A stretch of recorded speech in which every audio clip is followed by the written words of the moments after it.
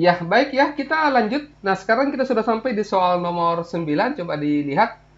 Soalnya di sini di sebuah toko alat tulis, ballpoint dijual dengan harga Rp3.000 dan pensil ini dijual dengan Rp2.000.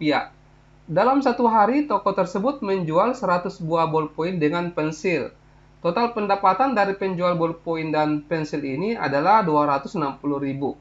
Berdasarkan informasi tersebut, manakah pernyataan berikut ini yang benar? Ya, ada di semua perlu tahu ya, soal ini termasuk soal materi SPLDV atau sistem persamaan linear dua variabel ya. Cara kerjanya seperti ini. Di sini kan dikatakan ballpoint ini kita misalkan dulu ya, ballpoint ini kita misalkan X, kemudian pensil ini kita misalkan dengan Y. Nah, di sini kan 3000X dituliskan, ya 3000X ditambah dengan 2000Y. Ini harganya ya, total harganya adalah 260.000. Nah, ini bisa disederhanakan ya, teman. Ini bisa dicoret supaya tidak terlalu besar angkanya. Nolnya dicoret 3 di sini. Oke, nah kita peroleh 3X ditambah dengan 2Y sama dengan 260.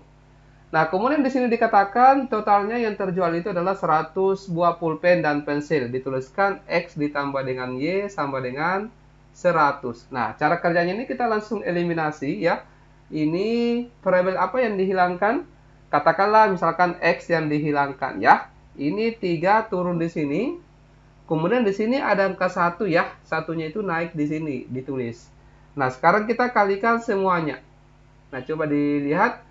3X dikali 1 ini 3X ditambah dengan 2Y dikali 1, 2Y sama dengan 260 dikali 1, 260. Ini X dikali 3, 3X ditambah dengan Y dikali 3, 3Y sama dengan 100 dikali 3, ini 300. Nah, sekarang kita perkurangkan. Ya, oke. Ini habis ya. 2Y dikurangi dengan 3Y min 1Y sama dengan 260 dikurangi dengan 300 itu minus 40.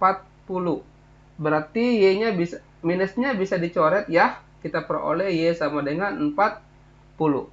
Berarti banyaknya pensil ya, karena ini adalah pensil. Banyaknya pensil yang terjual adalah 40 pensil. Kita cari lagi berapa nilai X-nya. Nah, untuk mendapatkan nilai X-nya, kita boleh ambil yang di sini. Kita ganti Y-nya dengan 40, jadi X ditambah dengan 40, ganti Y-nya 40 ya, sama dengan 100, berarti X-nya sama dengan 40 pindah ruas ke kanan, jadi 100 dikurangi dengan 40, dapat X sama dengan dapatnya 60. Jadi banyaknya ballpoint yang terjual adalah 60 ballpoint ya, 60 buah. Nah, sekarang tinggal kita masukkan di sini ya. Untuk bagian yang pertama dulu.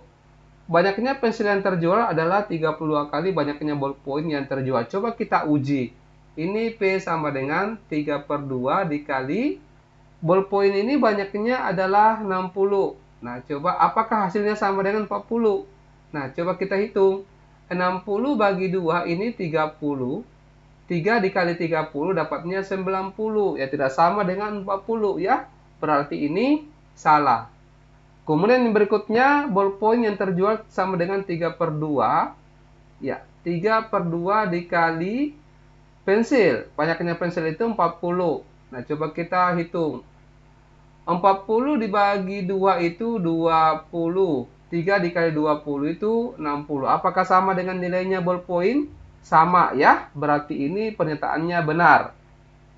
Yang ketiga, total pendapatan dari penjual pensil itu adalah 120.000.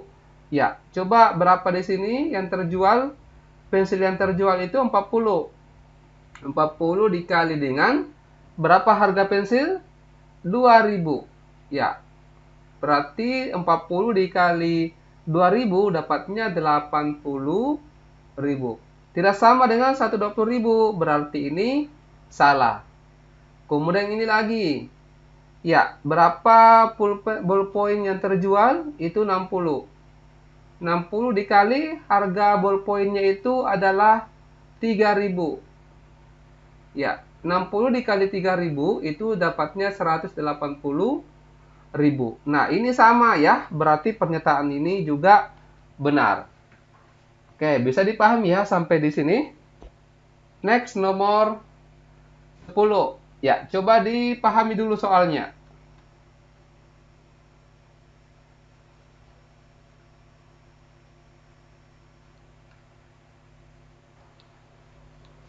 Ya, nomor 10 ini soal tentang operasi pada aljabar ya. Nah, di sini soalnya hasil dari 4x kurang 2 dikali x tambah 3 sama dengan berapa? Nah, coba saya tulis ulang dulu di sini. Nah, adik-adik semua kalau mengerjakan soal seperti ini perlu teliti ya. Kita bantuan dulu. Caranya itu perkalian pelangi seperti ini. Oke, saya tuliskan dulu begini. Kemudian adik-adik semua ikuti ya. Ini 1, ini 2, ini 3, yang ini 4. Nah, coba diikuti. Yang pertama dulu, 4x dikali dengan x. Dapatnya 4x kuadrat. Kemudian yang kedua, 4x dikali 3. Dapatnya 12x. Yang ketiga, ini perhatikan tandanya ya, ada minus. Minus 2 dikali x itu minus 2x. Kemudian minus 2 dikali 3 itu minus 6. Jadinya 4x kuadrat, ini 12x dikurang 2 dapatnya 10x dikurang 6. Jadi jawabannya di sini adalah Charlie. Oke, jelas ya untuk nomor 10. Next, nomor 11, silakan.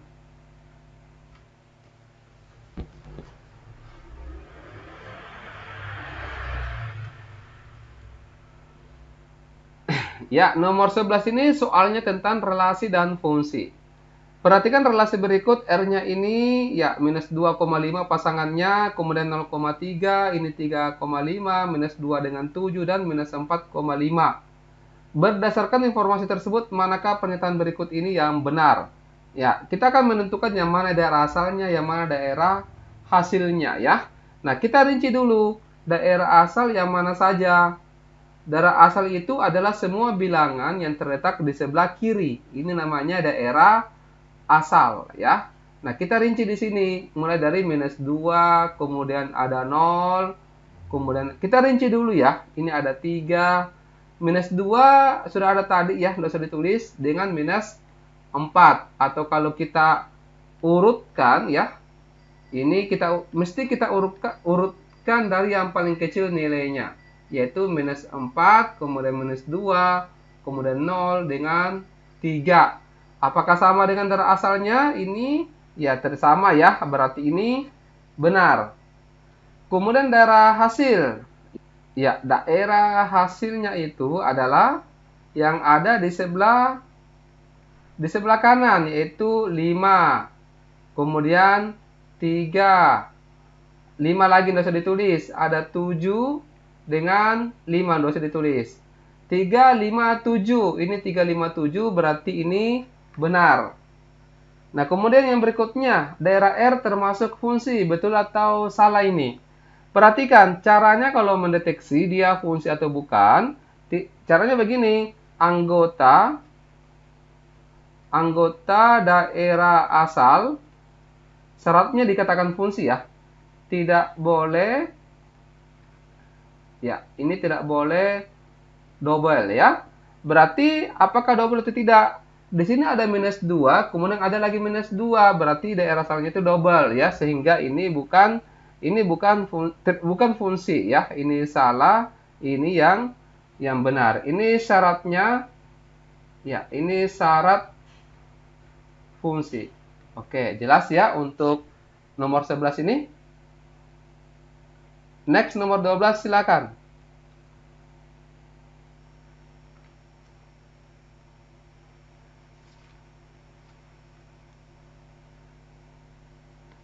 Ya, nomor 12 ini termasuk soal tentang pola bilangan. Perhatikan pola gambar berikut, ada satu ini persegi panjang dan seterusnya ya.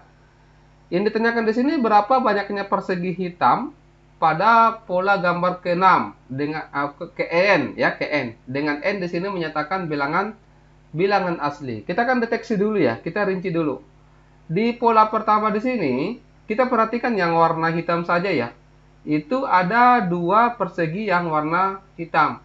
Kemudian di pola kedua ada 1, 2, 3. ada 3 persegi hitam. Di pola ketiga itu ada 1, 2, 3, 4. Ada 4 persegi hitam. Dan pola keempat itu ada 1, 2, 3, 4, 5. Ada 5 persegi hitam. Nah, kalau ada yang semua perhatikan ya, ternyata polanya itu dia bertambah 1 ya. Sehingga kalau misalkan coba kita cek untuk pola kelima itu harusnya 6 ya, sementara di sini 7. Berarti di sini salah. Kemudian pola gambar ke-8 itu apakah 9? Nah, ini betul ya, karena 8 tambah 1, 9. Ini polanya adalah N ditambah dengan 1. 10 di sini 10 sama ya, ini salah. Kemudian 12, terus pola banyaknya persegi hitam itu 13. Nah, ini juga benar. Sehingga yang benar di sini adalah pernyataan kedua dengan keempat. Oke, jelas ya untuk nomor 12 ini. Next, nomor 13, silakan.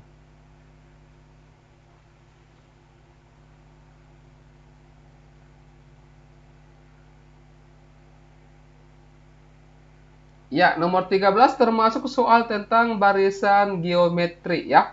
Ingat kembali rumus UN untuk geometri yaitu UN sama dengan A dikali R berpangkat N dikurangi dengan 1. Nah, di sini diketahui U2-nya sama dengan minus 64. Kalau U2 itu berarti AR ya, sama dengan minus 60. Ya, minus 64 di sini ya. Oke. Nah, kemudian kalau U7 berarti AR pangkat 6 karena berkurang 1 ya pangkatnya. Ini sama dengan 2. Yang pertama kita cari dulu adalah rasionya. Ini kita bagi ya, kita bagi dalam yang besar ini. AR pangkat 6 dibagi dengan AR sama dengan ini 2 dibagi dengan minus 64. Nah, sekarang coba disederhanakan dulu. A-nya habis ya. R pangkat 6 dibagi dengan R dapatnya R pangkat 5. Kemudian 2 dengan minus 64 ini masing-masing bagi 2. Ini 1, di sini 32. Jadi di sini min 1 per 32.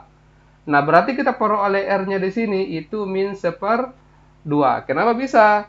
Karena kita cari berapa ya, sebanyak 5 kali yang menghasilkan minus 32. Bisa kita uji. Min 1/2 dikali min 1/2 dikali min 1/2 dikali min 1/2 dikali min 1/2. Itu dapatnya min 1/32 ya. Nah, kemudian kita cari lagi A-nya ya. Kita boleh menggunakan yang ini. A dikali R-nya itu kan min 1/2 sama dengan minus 64. Minusnya dicoret dulu seperti ini. Jadi A-nya sama dengan ini kita kali ke atas ya. 2 dikali 64 itu 128. Nah, sekarang kita sudah bisa hitung berapa nilai dari U11. U11 itu berarti AR pangkat 10. A-nya itu 128 dikali dengan R-nya min 1/2. Ya, min 1/2 pangkat 10. Nah, berarti 128 min 1/2 pangkat 10 itu dapatnya 1/1024. Ya. Ini masing-masing dibagi 128, ini 1, ini dapatnya 8. Berarti jawabannya adalah 1/8. Jawabannya Charlie. Oke, bisa dipahami ya. Next, nomor 14, silakan.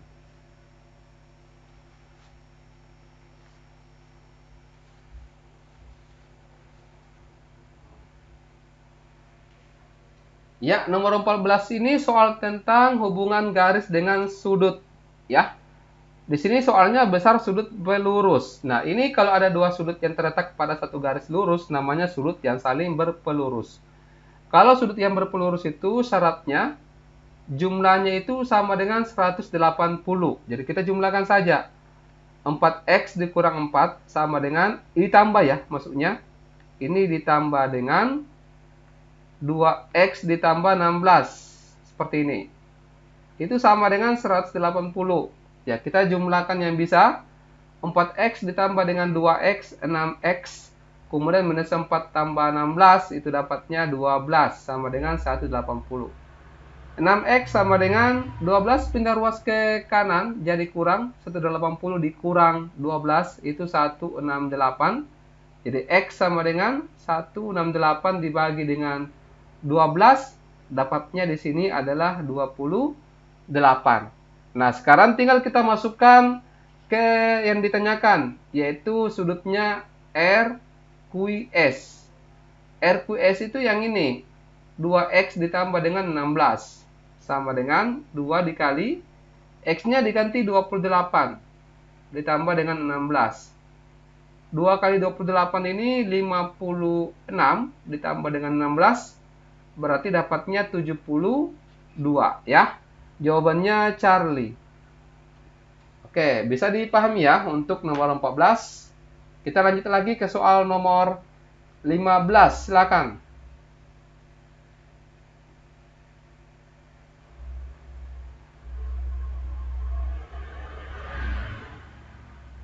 Ya, nomor 15 ini soal tentang segitiga siku-siku. Kalau ada semua ketemu dengan segitiga siku-siku, maka yang diingat adalah langsung teorema Pitagoras, ya, rumus Pitagoras.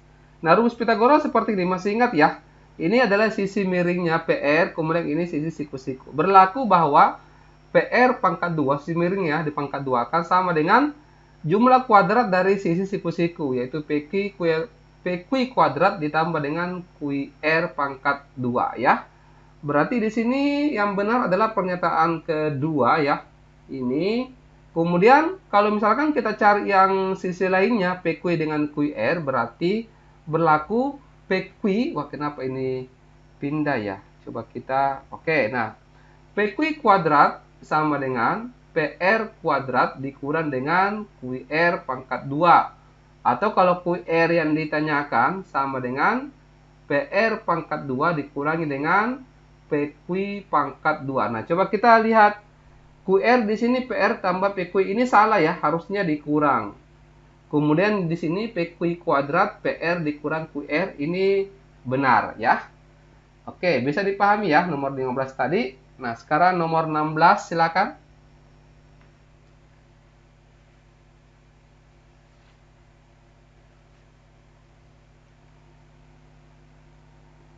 Ya, di sini soalnya segitiga ABC dan segitiga PQR itu kongruen ya. Kongruen itu artinya bangunnya betul-betul persis sama ya.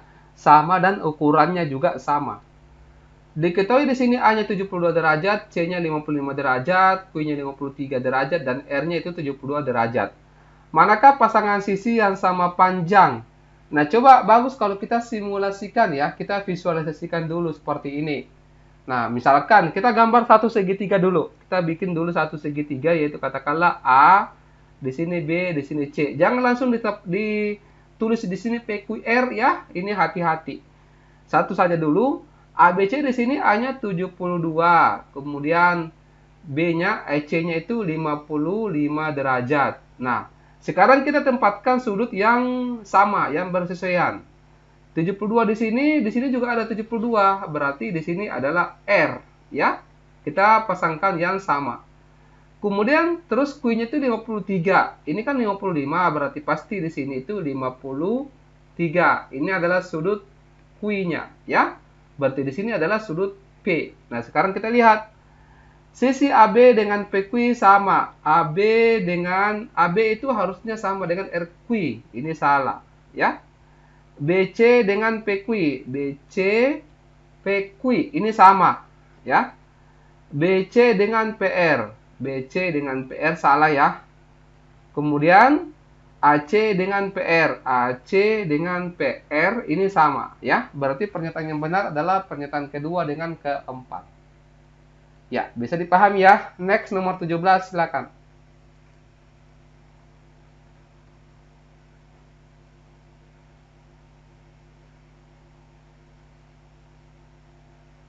Ya, nomor 17 ini coba ada semua kerjakan dulu ya. Nanti di bagian ketiga kemudian kita bahas.